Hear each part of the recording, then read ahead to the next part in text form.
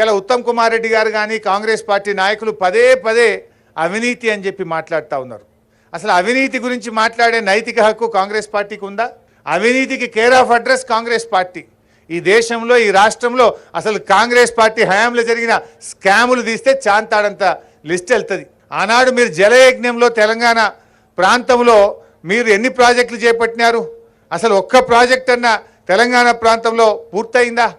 33 ప్రాజెక్టులు జలయజ్ఞంలో మీరు చేపడితే 10 ఏళ్ల కాంగ్రెస్ పాలనలో ఒక్క ప్రాజెక్టు కూడా మీరు పూర్తి చేయలేదు. జలయజ్ఞాన్ని ధనయజ్ఞంగా మార్చింది మీరు ఆ రోజు కాగు 52,000 కోట్ల రూపాయల అవినీతి జరిగిందని మీ జలయజ్ఞాన్ని ఆ రోజు తప్పుపట్టినటువంటి విషయాన్ని నేను గుర్తు చేస్తా ఉన్నా. అసలు ఈపీసీ పద్ధతి తెచ్చింది మీరు, అవినీతికి మరి తలుపులు తెచ్చింది మీరు.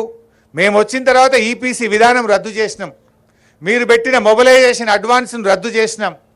ఇదే ప్రాణహిత చేవెళ్లలో 0.5% ఉండే సర్వే అండ్ మొబిలైజేషన్ అడ్వాన్స్కి ఇచ్చే సర్వే కోసం ఇచ్చే మొబిలైజేషన్ అడ్వాన్స్, దాన్ని 3.5%కు పెంచి ఇవాళ అడ్డగోలుగా కాంట్రాక్టర్ల జేబులు నింపింది ఇవాళ ఆనాటి కాంగ్రెస్ ప్రభుత్వం. సర్వే అండ్ మొబిలైజేషన్ అడ్వాన్స్ల పేరు మీద పెద్ద ఎత్తున ఇవాళ మీరు ఆ రోజు డబ్బులు దోచిపెట్టినటువంటి ప్రయత్నం చేసినారు. 4 ఏళ్లలో ప్రాణహిత చేవెళ్ల ప్రాజెక్టు పూర్తి చేస్తామని చెప్పిన మీరు 4 ఏళ్లలో మీరు చేసిన పని 160 కోట్లు, సర్వే అండ్ మొబిలైజేషన్ అడ్వాన్స్ మీద ఇచ్చింది 1,450 కోట్లు.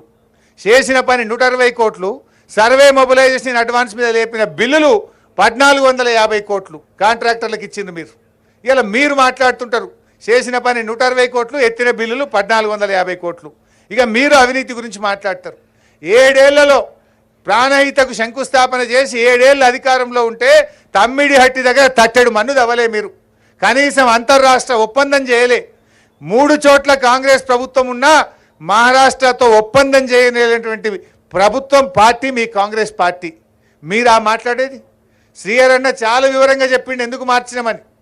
ఇవాళ పాపం ఆయన మరి అమాయకంగా మాట్లాడుతుండా, తెలిసి మాట్లాడుతుండా పాపం, లేదంటే రేవంత్ రెడ్డి గారి సావాస దోషం ఉత్తమ్ కుమార్ రెడ్డికి అంటుకున్నదో నాకైతే డౌట్ వస్తున్నది.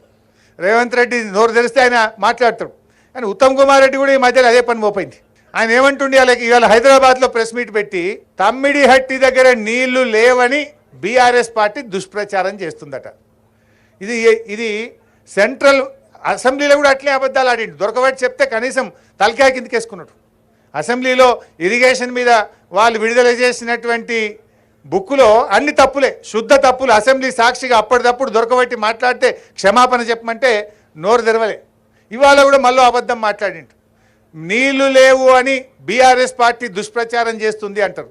ఇది సెంట్రల్ వాటర్ కమిషన్ మన రాష్ట్ర ప్రభుత్వానికి రాసిన లేఖ 4 మార్చ్ 2015, 4 మార్చి 2015 నాడు కేంద్ర జల సంఘం తమ్మిడిహట్టి దగ్గర నీళ్లు లేవు, ప్రత్యామ్నాయం చూసుకోండి అని కేంద్ర జల సంఘం మన రాష్ట్రానికి రాసిన లేఖ.